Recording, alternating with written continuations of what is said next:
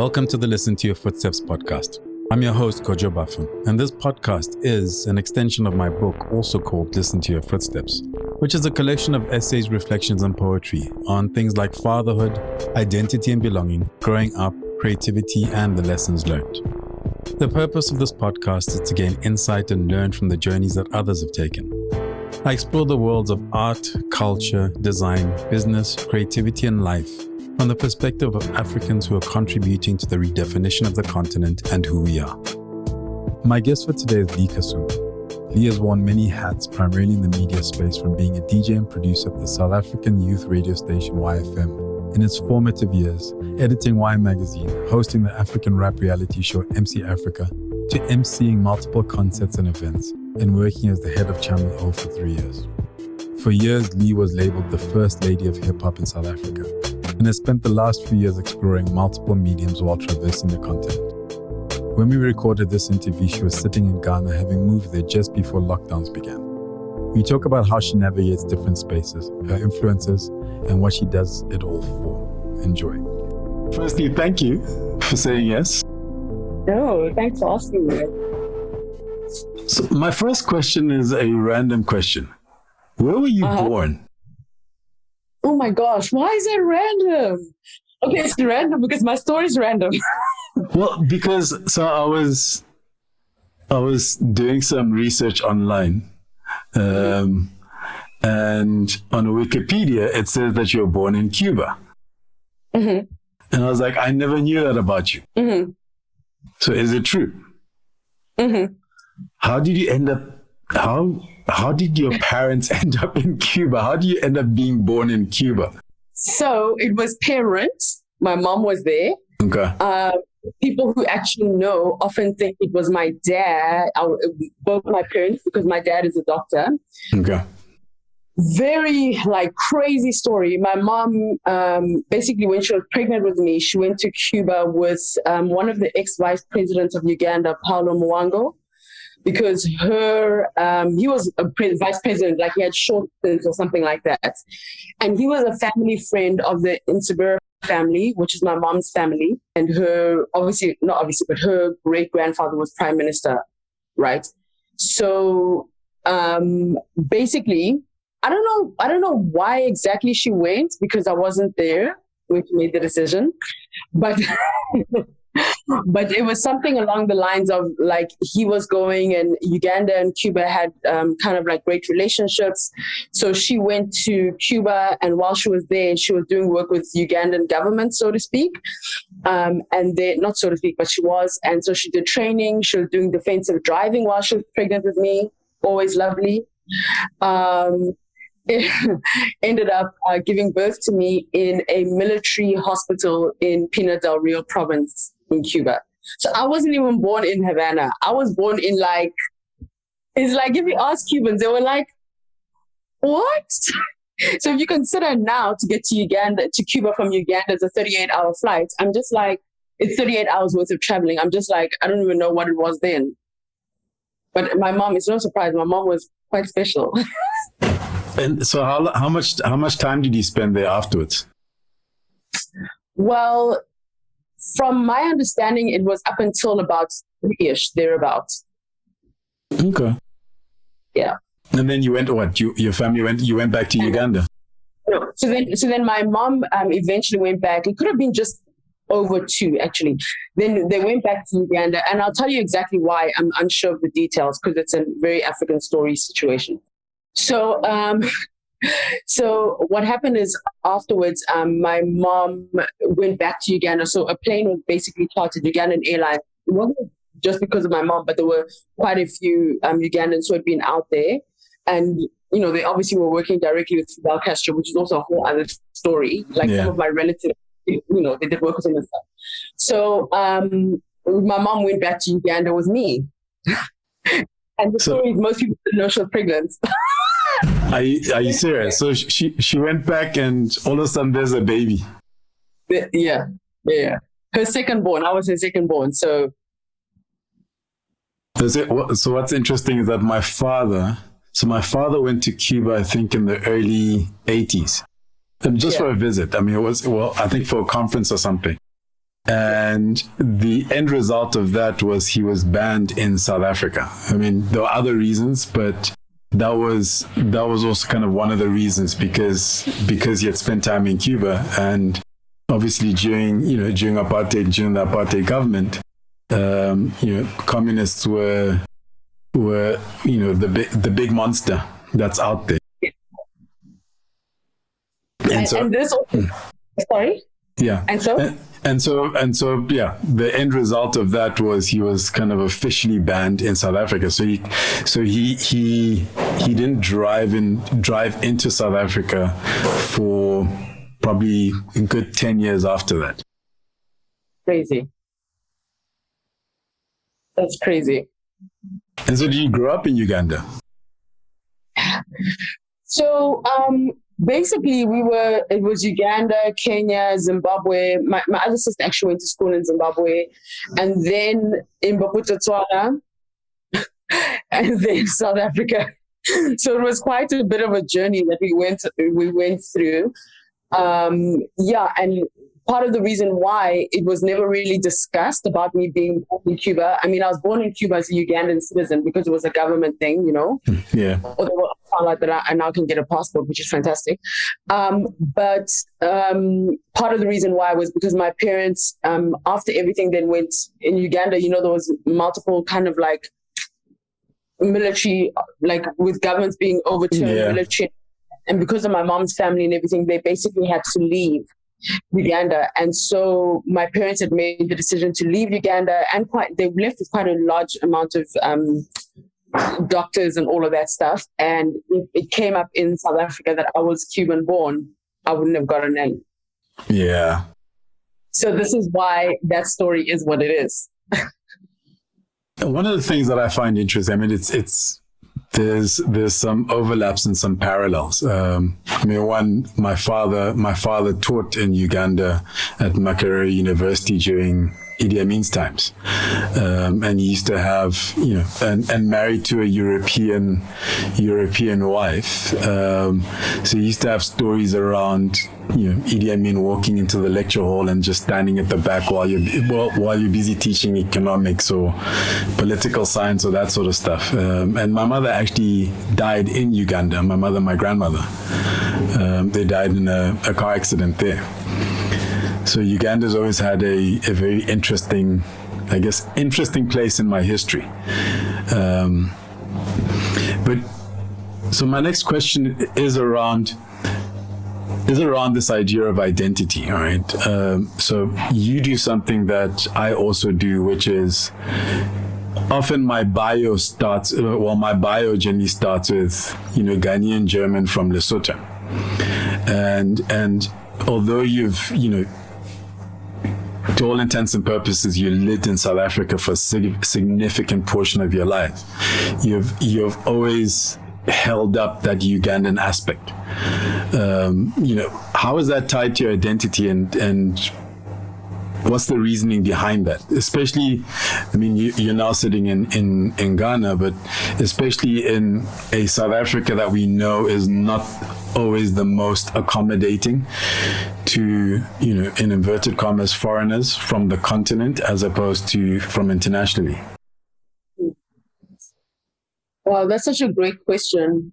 And I think it's different times of my life. I've had different ways of how I would think of why I insist on it being said that I'm Ugandan, and my identity. Wow. So it's like, I think of my life in so many different ways. I'm like, Cuba is the place that birthed me. South Africa, for the most part, is the place that raised me. But Uganda is what my blood is, When I look, when I look at people that look like me, I see Ugandans. It's like, that's where I feel like, and not just in terms of, I'm not talking about physically, but I'm talking about, oddly enough, some of my weird mannerisms. I've been in places before where people have not known that I was Ugandan or didn't know my name. I was in DC one time, and I was doing one of those bus tours, and And literally there was a group of Ugandans, and the one lady starts talking, and I was talking the way that I normally talk. And she goes, "Oh, you're Ugandan." And I thought, why? So she goes, "I can just tell." She goes, she mentioned something about the way that I said some particular word. And I thought, oh, wow, that's so interesting. I just can't remember what the word was. But it's like I've found in random ways, it's just the culture that I feel that I fit into the most. And it's the place that I feel the most like that's my blood. Those are my people, you know? Yeah. That's who I am. That's the blood that runs through my veins. I think everything else is what makes me dynamic and eclectic, and it adds to my life, and I'm really grateful for it. I feel that in South Africa also became more intensified because, you know, as you know, in South Africa, the country's not been so accommodating, especially in recent history, to foreign nationals, so to speak. But I recognize that I possibly have been one of the people who've benefited a lot more. So I can't even get upset about it. I feel like South Africa it's so complex with the history. But yeah, so I don't know. I just feel like like Uganda beats, and it's like my heartbeat. It's what my blood is. That's what keeps me going. That's who I am. And at the same time, you've been part of significant moments in South Africa's development and South Africa's history. One of my standard questions is, so what did you want to be when you grow up? Mine should be, what didn't I want to be? That would probably be better. No, I mean, you see, when I grew up, I was known as Sam's daughter. So although I spent the beginning part of my life with my mom, and coincidentally, my mom was born the 1st of September, I was born the 2nd of September. So it's like, that's how close I was like a birthday gift, basically. Like this. But, you know, I grew up like being really close to my dad. I don't know where it came from, but my whole thing was about like being like my dad. That's what I wanted, you know? And my dad was a doctor. So for a very long time, not because he said it, and I don't even think I really had the grades, to be very honest, but I literally was like, I was going to be a doctor. I thought it for a while. And then I went through a phase where I was doing quite well athletically, and I was playing netball, like provincial and everything. So I thought I was going to be a professional netball. Like literally, that's what I thought I'd be. And then I enjoyed dancing. So I used to dance with David Matamela. He was my trainer. And when Alvin Ailey came into South Africa to do some workshops, I was one of the people chosen. And I was meant to open up Arts Alive the one night. And then there's like a scar on my foot. Like it was for contemporary dance. It was a scar on my foot because the shower door fell onto my foot. So I couldn't even lift like my hand, my leg. And there was blood gushing everywhere. So that canceled that. But I always enjoyed writing. I always enjoyed communicating. I always enjoyed music. So I don't actually know what I really wanted to be. I think I just always had a sense that there was something that was more than me, you know? So I never really had I was kind of always just like, I want to do this, I want to do that. But I think when I finally settled on entering the media space and so forth, I think that's when my dad was like, oh my gosh, this thing is serious. You know, he thought it was going to be a hobby that would just die. It didn't die. It just continues. So yeah, I don't actually know. I think I was just always deciding different things. There was a time I wanted to be a judge. I mean, I went through all of it. That's just how my brain is. What was the first kind of like the crack of the door in terms of the media space?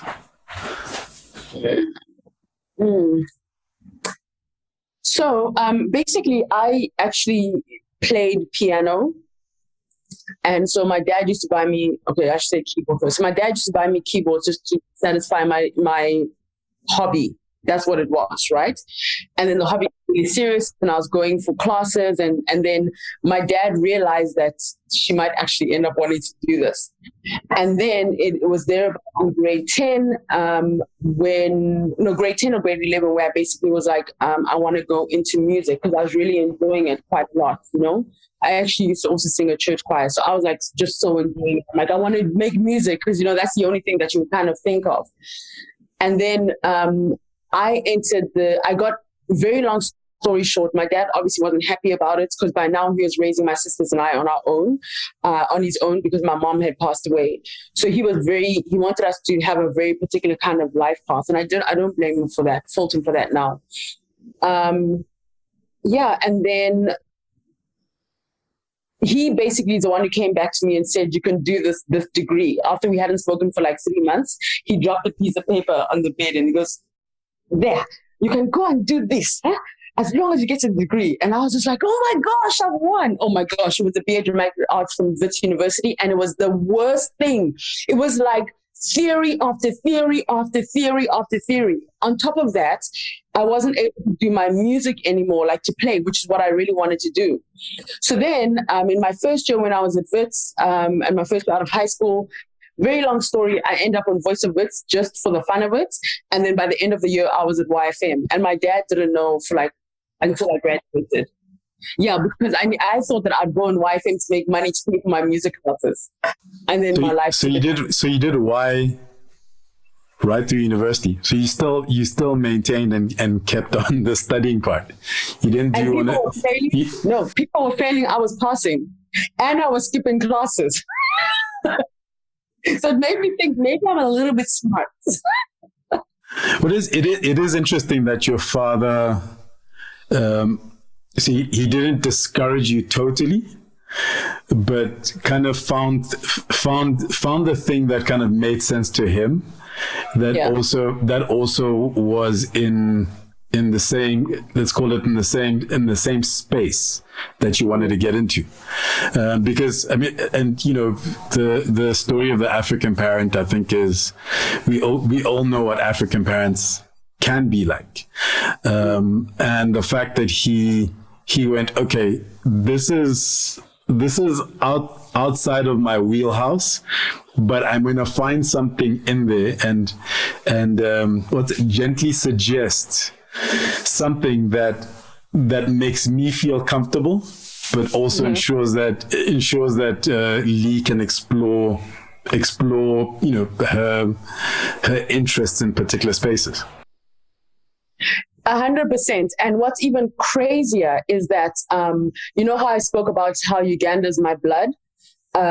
So a lot of my sisters and I's life story or family life story has just unraveled over time. It turned out that my dad actually was into music, and he played for Mary Makeba when she was in Uganda. And he was in one of the biggest bands. And the one weekend, I think the reason why my dad didn't get so angry with me when he found out like years later that I was doing radio, like, and coming back, because, you know, my life was so sheltered. I was like not allowed to take taxi. So many things. It was like dropped off, picked up, you know, is because he was invited to play at a wedding. And in Uganda, weddings are a big deal. And my grandfather was like, oh, come to a wedding with me. And my dad says, no, I can't. I'm going to be in the library the whole day. Only to find out the whole weekend, only to find out that the wedding that my grandfather was speaking at, he was the guest of honor, my dad was playing at. And then that's how my dad's music career came to an end. There was like just a silent agreement. That was it. It was the end. So when my dad found out that I was in media and I was on radio in that way, and the whole time while he was dropping me at Wits, I was in the middle of the day getting myself to Y, getting back, and then waiting for him to pick me up afterwards. I think he was so amused because I took what he did to another level. He was just like, she like literally outsmarted me, you know? So, yeah, and then, so I think for me, it always has been in my blood. So there was that with my dad. And then I found out that my grandfather actually was a lecturer in Zimbabwe for journalism and so forth. So he was a lecturer in terms of that. And he was a press secretary for one of the presidents in Uganda. I won't say who, so people don't judge me. And then also he was responsible for bringing TV to Uganda. So I think that a lot of things that happen in our lives sometimes are in our blood and we don't even know it, because you only find it as you follow maybe the voice or the intuition that you have. And then along the way, somebody will say, oh, no, you're not weird. Oh, don't worry, this person did that. Oh, no, don't worry, this person did that. So I feel like everything about me has just always been in me. Yeah, it's weird. Like I only discovered probably in my 20s that my father wrote poetry. You're joking. And in his diaries, he'd kind of write these little poems and stuff. And I mean, that's when I was just, writing poetry, call it for myself. And then when I started performing in Joburg, and, I was telling him that, okay, this is what I was doing. I was always working on other things, right? The one day he's like, why don't you do a poetry book? And I said, well, I don't have the money for it. So he said, no. Yeah. So he put up the money for me to publish my collection of poetry, in 2005? He was like, no, go and publish a book. And then I went and I did it. And it was later on, well, it was before then that I discovered that he wrote poetry, but I never realized how important it was to him until he was like, okay, you know what, you go ahead and publish a book and I'll pay for it. So I put the whole thing together myself, So like you're saying, it's weird how, it's weird how in a way in our DNA, all of this stuff kind of moves down. And I realized the other day my son's also starting to write poetry. That's incredible.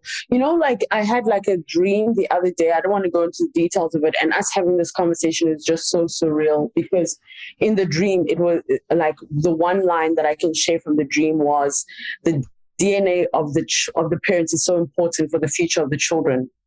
Yeah. Isn't that so? It's so it just makes you feel like nothing just happens. Absolutely. So, I have reached the point where I believe that everything happens as it should, or good or bad, and it's really about what you take out of it. 100%. 100%. Wow. So one of the things that's, having kind of been around and watched your journey, at why you were in essence, the first lady of hip hop. And, what drew you into that space? Was that, when did that relationship, what was the movie? Do you remember the first time you heard, I can't remember the song. What was that, when did that relationship with hip hop start? Yeah, so for me, my whole relationship with hip hop was a little bit bittersweet in how it all started. So I used to keep a journal every night, right? Because prior to my mom passing away, she was pretty sick and all of that. So it was kind of my way of dealing with all of the circumstances I was going through. My dad was still because we had moved to SA, my dad was also still, he hadn't achieved what he's achieved now. So there was all of that happening. And, there was just so many things happening at the same time. And, going to school and not really being able to connect with people. There was so many things happening. So I used to keep a journal every evening, literally, I'd write Dear Diary. I was one of those. So much so that when I would go on holidays, I would carry my diaries with me in case somebody read it. And my sister would get so pissed. She's like, what? I'm like, no, if I leave it behind and somebody finds what I was thinking. It was just like this. So one of my suitcases was always that. And now, coincidentally, I don't know where any of them are. If anybody's found them, then please share. So my sisters and I, so from my mom, it's Yvonne, Phyllis, and myself, right? We just always loved hip hop. I don't know where it actually came from. It could have been Yvonne, who was always first listening. So my dad would travel to the UK and then come back. And while he was there, he would call him and then would say, oh, please get us Wu-Tang Clan or this. I just remember one day coming back, there was Wu-Tang Clan, Blase, all of this music. It was just there, right? And then my favorites was The Chronic. This was my mom's nightmare of nightmares. And the crazy thing is that it was my dad that bought it. So my mom kept on breaking it and my dad kept rebuying it. And coincidentally, he's the stricter one or more conservative versus my mom. My mom is more like me, or I'm more like my mom. Wasn't he listening to this stuff? He was just buying it. Oh, it just said parental advisory on the front, but he never listened. So I don't know what he thought parental advisory meant. But he kept on explicit lyrics. He kept on just buying it because he was like, oh, my babies want it. So in the house, every morning, it's like in the morning, like downstairs by the study, there'll be music playing. So one of us is playing music there. Then in my room, there's music playing. Then somewhere else. So it was 3 different sources of music all the time. That's what it was, all the time, all the time, all the time, all the time. So for me, I enjoyed the music that I was listening to because I like to listen to the words. And even when I talk to people, I like to hear words, pauses, because it tells so much of what's going on. Sometimes somebody's paused and they don't even realize it. If somebody sends me a message and they've written it differently, I'm like, something is off. I like to investigate things in that way. And then the morning my mom passed away, it was coincidentally on her birthday, and so now on TV there was music playing, like what would always be playing, and Tupac's Dear Mama was playing. Wow. And so my other sister Phyllis had gone upstairs to go ahead of us to take my mom her birthday gifts, and we were following her, and then Phyllis comes downstairs and she goes, "Oh, mommy's not moving and her body's cold." And my dad had worked the night shift the night before at the hospital, so he wasn't back yet because we were getting ready to go to school. And then the lady who was helping us in the house went upstairs, and I just heard her screaming, like she was like screaming. And all I remember is that I just walked out the house and I did a block walk around the house. I just walked. And by the time I got back, I don't even know how long I walked. By the time I got back, there were ambulances. My aunt had shown up. My cousin, David Chibuka, had shown up as well, with his mom and his dad. And, my dad was back already. And there was just like all this stuff going on. And from then, it became a way of me just internalizing everything. So I was always listening to things. And I just thought like, man, that's so crazy that song was playing at the very moment that I heard the lady, the helper, who then Lizzie, her name was, like screaming. And I'll never forget Phyllis saying, "Mommy's body's cold and she's not moving and her body's cold." And even as young as I was, I somehow knew what it was, and it was just a lot. So for me, in different points in my life, there's always been a hip hop moment that is directed my.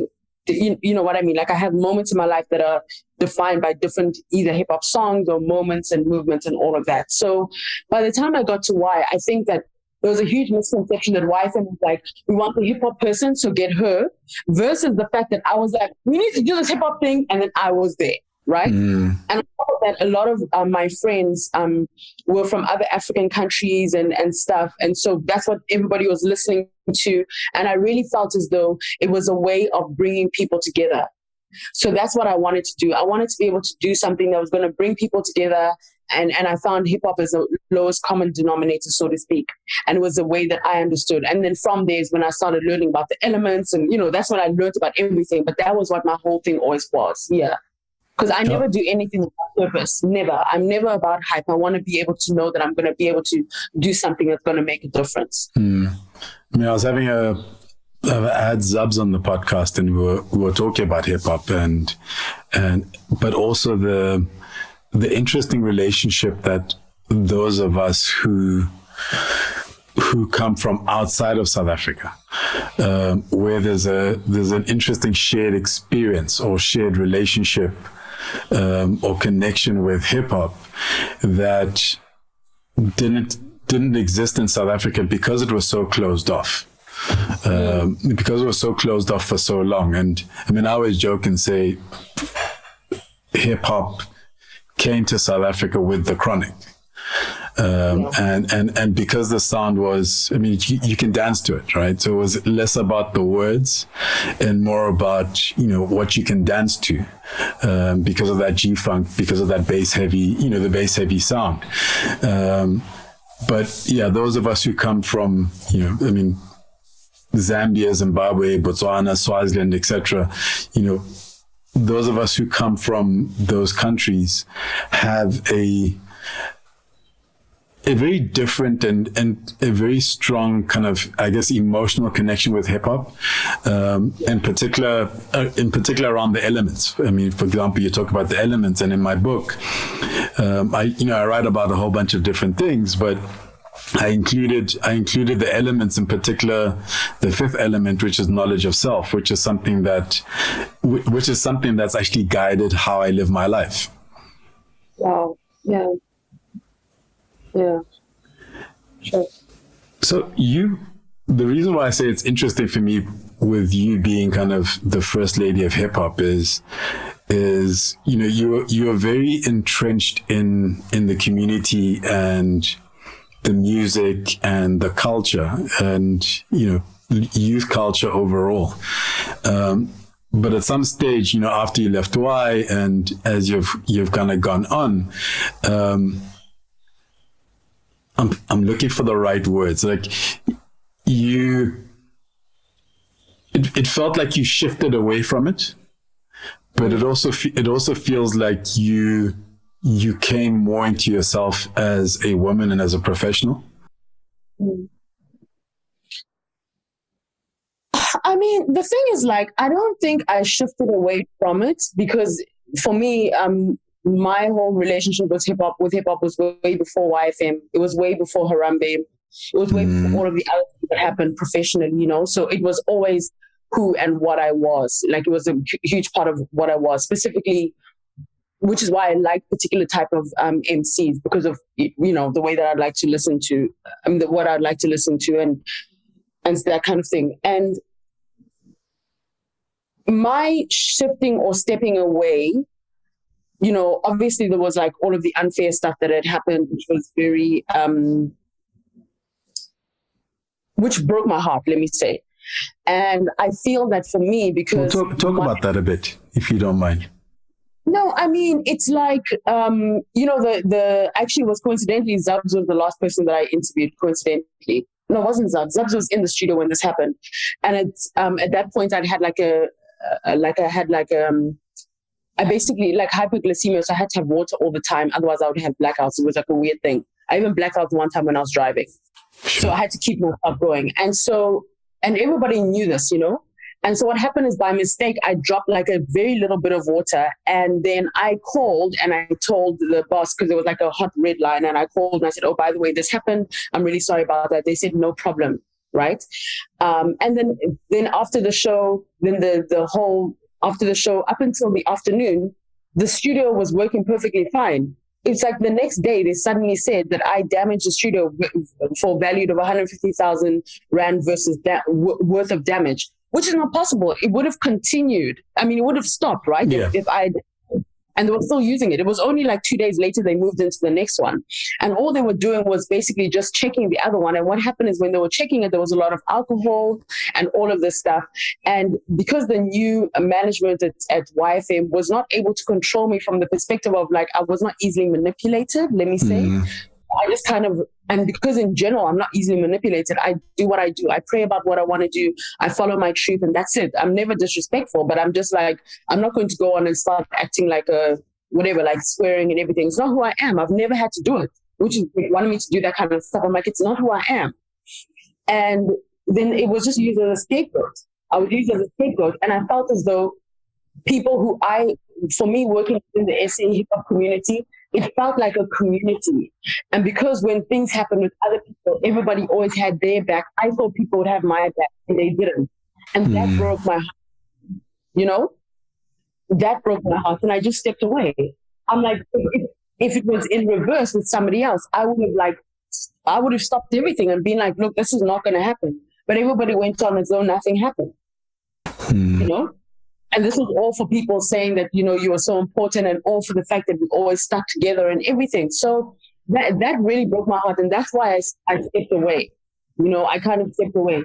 Coincidentally, in all that I do, I have to out-train myself of thinking in my hip-hop brain, like, basically, or speaking and communicating in a particular way. But yeah, I never stepped away and everything. It's always been who I am, but I feel like my heart did get broken along the way. And that's my thing. I do things with my heart. I never do things with my head.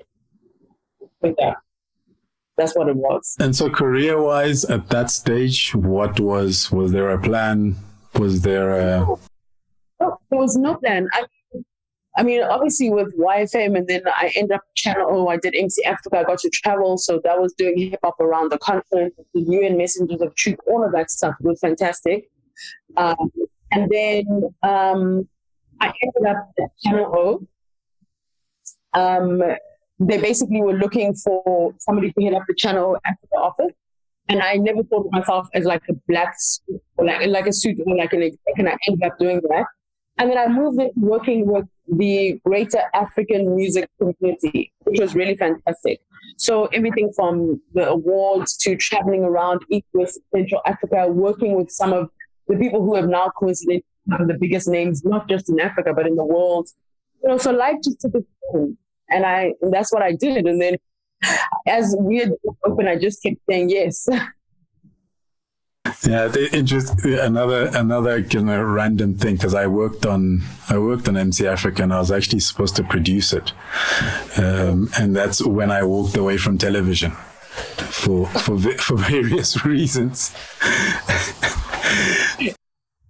Yeah, no, that show was special, but alas, we made it. You are listening to the Listen to Your Footsteps podcast, a podcast in which I chat to Africans from a cross-section of society and sectors, including art, culture, design, business, and creativity, to name a few.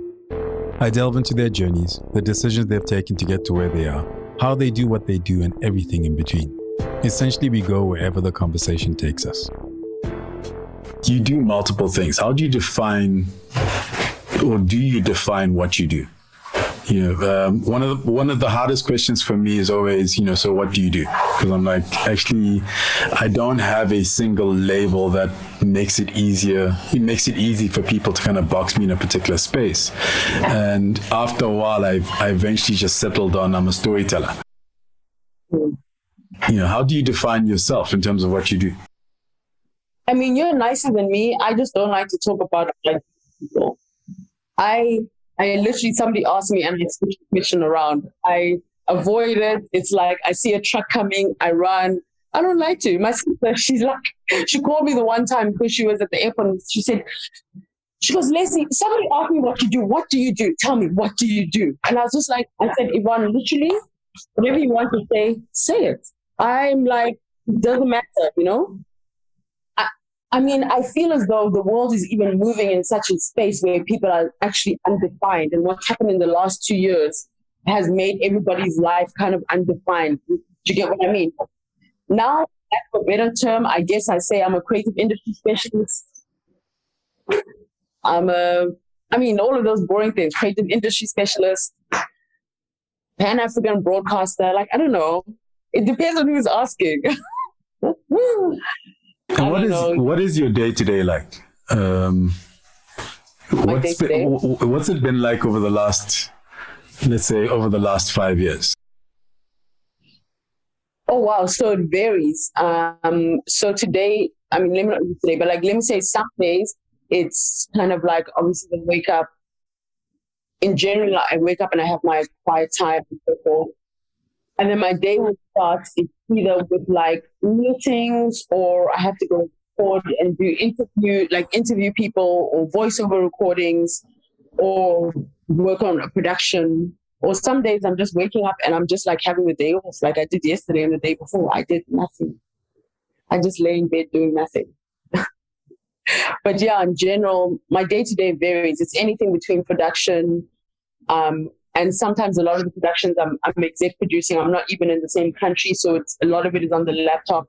And then it's voiceover work that I do quite a lot of. And then interviews, working on, if people ask me to interview people or to facilitate conversations and that kind of thing. Yeah, really. My life is just so strange. How'd you end up in Ghana? So before COVID, I came to visit a friend of mine. On the 14th of March, I still remember. And this particular trip, I'd only come with a small suitcase, right? And then I got here and then the world was starting to shut down. And then I'm like, do I want to be stuck in SA or in Ghana? And I ended up staying in Ghana. And while I was here, I got a residency permit.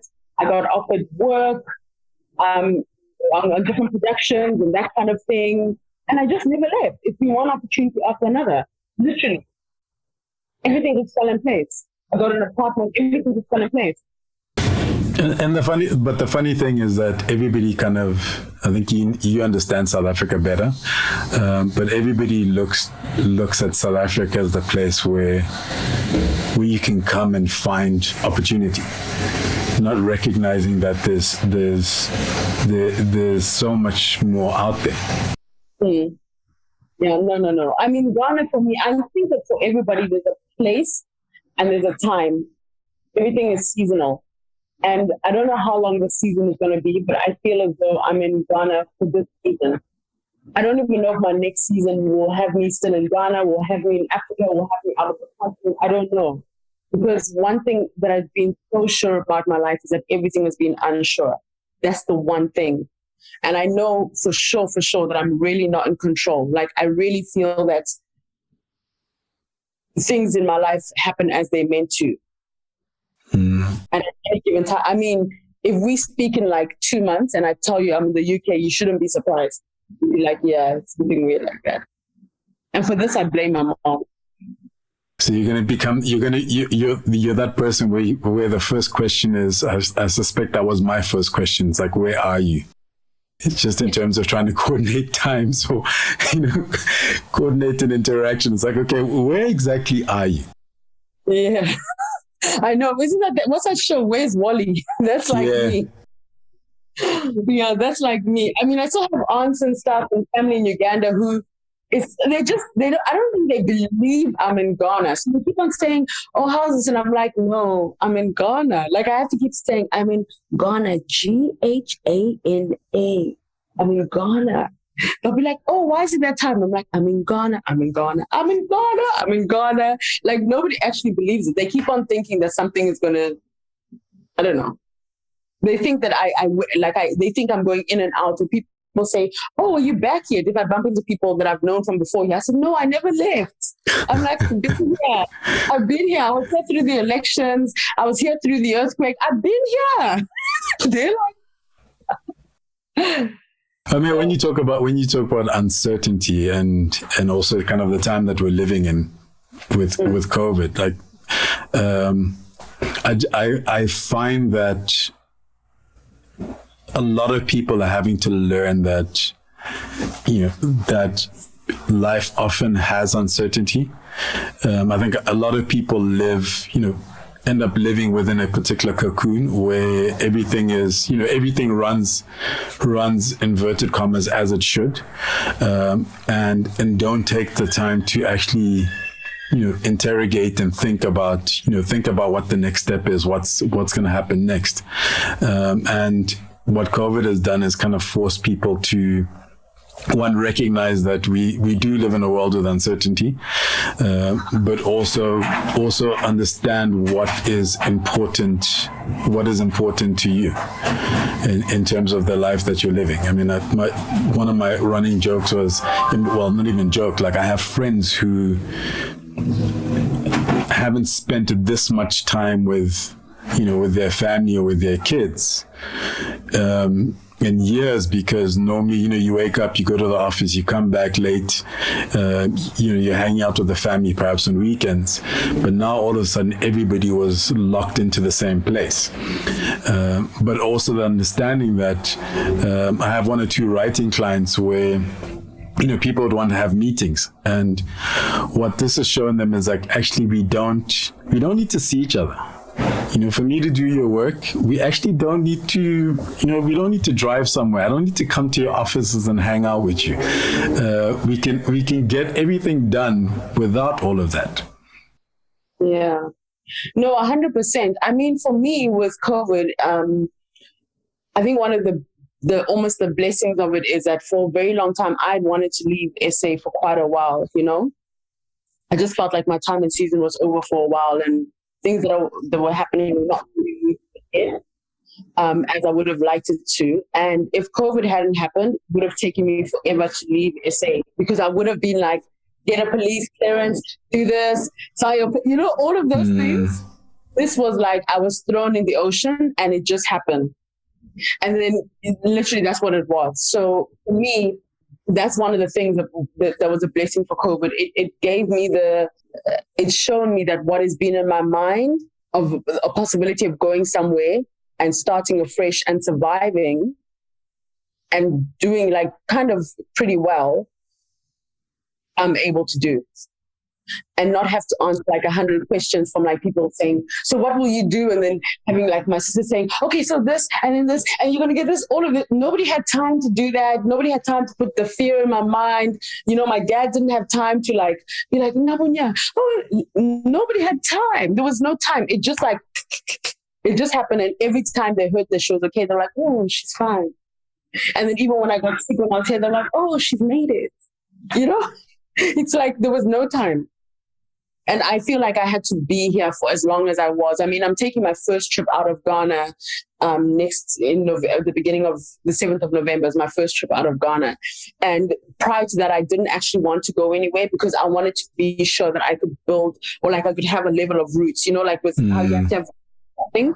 And so now because I have roots, there's things I have to do. I'm responsible for an apartment. I'm like, you know, there's things, there's work I'm doing. One of my clients can help plus there's things I have to do. So I have roots. So I can't just like, you know, because if I'd gone any time before, there's a possibility that I would have gone and just been like, you know. So I've experienced the good, the bad, the ugly. I've got everything. Yeah.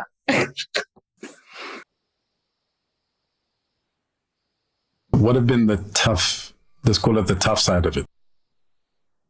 I mean, you know, Ghana, everything is like is a cash society, pretty much, as you know. And the Ghana CD does better than the Rand. So that was like a bit of a shock. I mean, I knew it, but it's like when you're here, like, so even when you were doing work that was paying from SA, it was just like, yo, this is not enough. That kind of thing. And then it's also like a car is really expensive. It's like expensive. Like in ways that I can't articulate it to people. It's kind of like, and the thing is, it doesn't even matter how much money you make. It's like the cost of living in a car is quite intense. So one of the biggest things was that I had to stop currency converting, you know, to stop currency converting and just to really accept that this is where I am and have my mind afresh and clean, like I'm dealing just as a Ghanaian. I'm not thinking like, oh, in SA, this wouldn't cost a lot. Or, oh, if I was in the States, I could get this for more, you know, like, and not being like, I'm going to go and leave and buy all these things and come back. No, I had to just be like, Leslie, this is where you are. Deal with where you are. And I think that that's what's the toughest thing has been, just getting that out of my mind. And for like, I love Ghana, you know, but I think it's like when you stay anywhere versus going in and out, you experience it a little bit different. Yeah. You get what I mean? But I do love Ghana. And I think also one of the tougher things has been like in work situations and so forth, I find, oh gosh, I hope that people won't get upset with me, but I find that Ghanaian men are not very, like women don't really have a voice, you know? Okay. I feel like Ghana, the way that it is, it's like, it's the most matriarchal, patriarchal society is the only way I can describe it. You know what I mean? And so, I mean, I've been in rooms before where, because I told you I've worked for multiple people, and one of the people I worked for was Rosa Whittaker, who was involved with AGOA, worked with US presidents and so forth. And I remember sitting in a room with her, and there was some other guy who was there, Ghanaian guy and everything, and she basically, I was trying to give advice about something, and he literally turned to me and he basically told me to shut up. Not basically, he said, shut up. And he said, shut up and listen. I was like, what? And there was no argument. There was nothing. It was just like a weird thing. And it was like the American women in the room were all like, oh, shocked. The Ghanaian women were just like, nobody flinched. And I sat there and I thought, wow, this is so deep, you know. And because whenever I go to any country, I like to acclimatize with what's going on. It's fine. I mean, in Uganda, it's, you know, with women and everything, we're very much those kind of women and stuff. But yeah, I think that it was that kind of thing and really learning how to communicate in a way that is going to be pleasing to the people around you versus communicating in a way that you know what's right. So even if I know what the right thing is, I've had to learn the lessons of being like, this is how it works here. This is what people want to know. This is how they want to be approached. And I've just totally adapted myself to that. But that's actually, I think, one of my biggest strengths. In general, I just adapt in countries. Yeah, which is I guess, which is a hard thing to do. Yeah. But the thing is, I because I don't like to force myself on people and my culture and my ideal. It's kind of like, oh my gosh, Americans mustn't get upset with me. Like, you know, when with a lot of like Americans, when they're like, well, this is the way that like, you know, I'm not one of those people. I think one of the things of being raised by my dad, and even though we're in South Africa for the most part, we're raised in a Ugandan community and going back to Uganda all the time, is that in Uganda you're taught to kind of listen and respect people more, right? So that's intrinsically inside of me. So I will, you know, if you drop me in Japan, if you drop me in any country, I literally adapt to such a point that people might not be so, they'll think that I've been there for a while, or they'll be like, oh, she's approaching us well, and that kind of thing. That's my thing. Because I don't like when people come and tell me how to do something. I'm like, look, I'm in Ghana. This is how it works. This is what it costs. This is what it should be. I'm blessed to be in a country that is peaceful, that I enjoy, that's got beautiful people, that's offering me new opportunities. And that's what it is. So, but yeah, it took me quite a bit of time to get to that place of like, just pretending I didn't know everything, but getting everything I wanted. So my last question is, I know you said that, you know, we don't know where you're going to be in a year or two.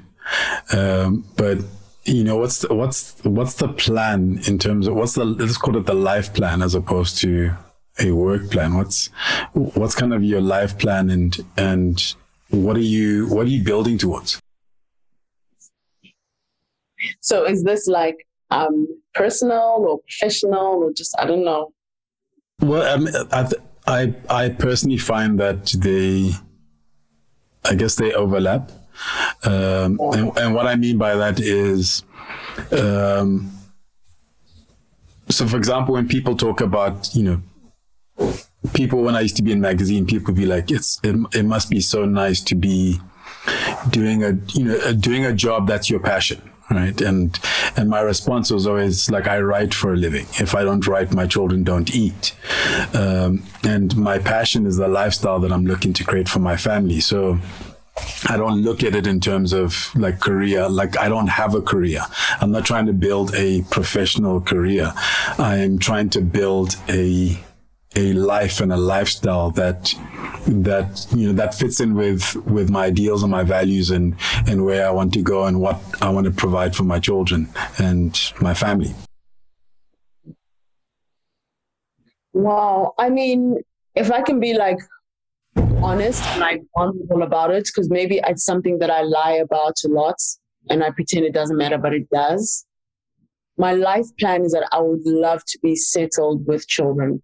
I would love that. That would be the thing that would make me the happiest in the world, honestly. And doing that, you know, obviously being in like a healthy relationship and being settled with children and everything. And I would want to be able to still continue communicating or broadcasting, but more so on a global level. That I would love that. Yeah, that's what I would love. Yeah. I literally would love that. Like, if you ask me, that's the thing that would make me the happiest. And then, yeah. And obviously having a very comfortable family life. Very comfortable. Yeah. You know, and just like, yeah, no, I don't want to lie about that either. But yeah, and just being able to, I mean, you know what? I'm just going to say it, whatever. You know, I wish that I could be one of the co-hosts of The View. I literally wish, like, you know, and it's something that I actively like pray about. And I'm like, Lord, if you can do this, you know, like, I would love that. Like, to be the first African co-host at the table of The View, you know, to bring people in. I would love that. Like, I feel like that would be pushing me to like a different level. And with that, still have my family and all of those things. Like, that's what I would love. Cool. Boring, but no, it's not boring. I mean, I think it's really about each of us. It's like the definition of success, and success is a personal. For me, it's a personal thing. But we've created a world where I don't know, society says this is what success is, and a lot of people get lost in that and what it looks like. And so I do believe it's important for kind of each of us to to decide what success looks for us specifically. Because at the end of the day, you are responsible to yourself and you're responsible to your loved ones. That's truly what I believe. Yeah. No, 100%. And I feel as though like, I feel as though that's, and it sounds like such a weird thing because I've already had such a long career path with so many like extreme highs and all of these things for all intents and purposes. Like I would love my next set of highs to include having a family, and still be able to have a career. But I can't think of like career and success financially without having family, because that's the core of who I am. Like when I think about who I am and what I love, that's the very core of it. And I feel like that for me is what success is. Because somebody actually said to be successful, you need to be, as somebody was saying, sorry, there's a plane. Somebody was saying that as a successful woman, it means being successful in all aspects of your life. So you shouldn't be ashamed if you want to be successful, even in like your personal life and so forth. And it's what I really want. And I think that people always have this idea that, like Leslie or Lee, whatever name they want to call me or whatever, they're like, it's like, it's just about career highs. It's this, it's like chasing this and all that stuff. I never chased anything. Like, Kojo, honestly, I never chased anything. I literally feel as though I got an urge for different things and I'm like, this is what I should be doing next. I decided I wanted to do something with purpose. I went step by step by step by step. Everything that happened along the way was, from my perspective, it's what God had wanted me to do. And he put me in particular positions and met particular people just for that. But if you ask me, did I be like, I want to do, no, I've never been that kind of person. But everybody's always been, there's always this thing of like, maybe like I'm an iron person or like this is what I care about or this is what means the most. And it's actually not. It's been like this misconception about me. So that's how I've become like a lot more open about it. I'm like, no, like low key, I'm like, seriously. I'm like the nerd of the nerds. I'm like the, I want to be chasing kids around and telling them their lives, like, I'll get this world out, take you out. Like, I'll be like, I brought you in, I'll take you out to here and do not even go to your father. Do you understand me? I said it will be. And let me just say one last thing, because I know you have to go. I always tell myself, like, if I'm in a position where we're really wealthy as a family and all of that, and if I can ever show one moment of like, they think that what we have is theirs. Yeah, I'm going to teach them well. Because, I went to drama school. I have all of these things in my head. I literally will be like, oh, we're going on a holiday. And I'll even get a private jet, put them in a private jet, say, oh, we're going on a holiday and all of this stuff. I'll land them in like a country. And then they will get off the plane. Everything will be taken and they'll be left in a village area for a week. And then they'll be crying, mommy, somebody put them up. I'll say, that's the last time you talk about it, And they'll say, my mom is crazy. No, she's crazy. Like in my mind. And then I pick them up after a week. I say, have you learned? That's my whole thing. So I'm waiting. I'm telling you, those are the things I want to do. Yeah, that's the beauty of, I guess that's the beauty of this journey, right? It's allowing ourselves to experience those things, to experience the things that we want to experience, but also being, I guess, present in those experiences. Yeah.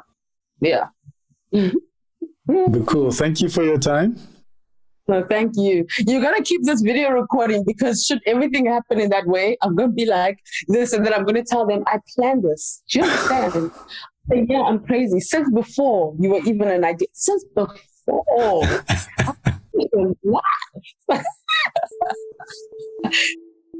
The Listen to Your Footsteps podcast is produced by Zebra Culture.